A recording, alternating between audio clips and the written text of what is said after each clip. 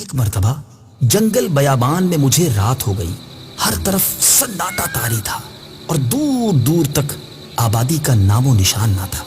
جب آدھی رات گزر گئی تو اچانک ایک سمت سے گدھے کے چیخنے کی آواز آنے لگی۔ خدا کی قسم صبح تک وہ آواز مجھے سنائی دیتی رہی۔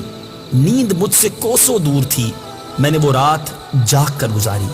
صبح ہوتے ہی میں اس سمت چل دیا جہاں سے آواز آ رہی تھی۔ وہاں پہنچا تو ایک عجیب و غریب منظر دیکھ کر میں حیران رہ گیا۔ وہاں ایک قبر تھی جس میں ایک گدھا گردن تک دفن تھا۔ اس کے سر اور پیٹھ سے مٹی ہٹ چکی تھی۔ اس بھیانک منظر کو دیکھ کر مجھ پر کپ کپی طاری ہو گئی۔ مجھے وہاں کچھ دور 2 جھونپڑیاں نظر آئیں۔ میں نے وہاں پہنچ کر بلند آواز سے سلام کیا۔ جھونپڑی سے ایک نوجوان عورت اور ایک بڑھیا باہر آئی۔ میں نے ان سے گدھے اور قبر کے متعلق پوچھا۔ انہوں نے کہا اگر تم اس کے متعلق نہ پوچھو تو کیا حرج ہے۔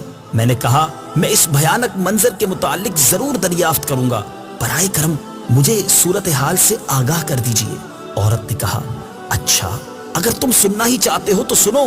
خدا کی قسم وہ گدھا جو تم نے قبر میں دفن دیکھا وہ میرا شوہر اور اس بڑھیا کا بیٹا تھا۔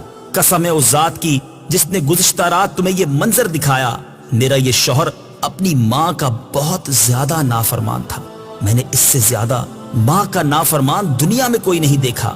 جب بھی اس کی ماں اسے کسی بری بات سے منع کرتی تو وہ اس سے اس طرح بد کلامی کرتا اور کہتا دفع ہو جاؤ، کیا گدھی کی طرح چیخو پکار کر رہی ہے، جا مجھے تیری بات نہیں سننی۔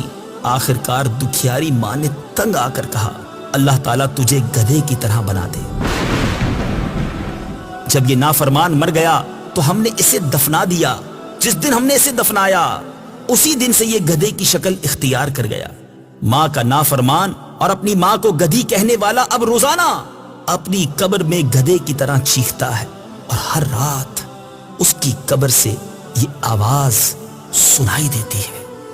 حضرت سیدنا ابو حازم علیہ رحمت اللہ دائم فرماتے ہیں مجھے کسی شخص نے عبرت ناک واقعہ یوں سنایا